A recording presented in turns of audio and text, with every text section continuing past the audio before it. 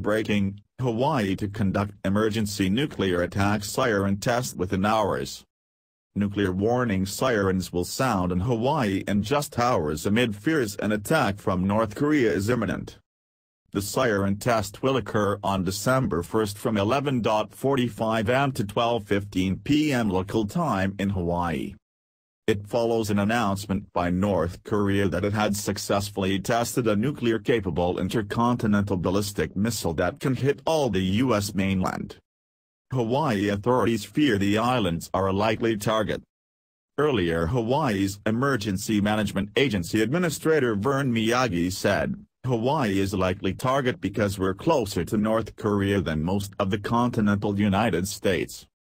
As we track the news and see tests, both missile launches and nuclear tests, it's the elephant in the room.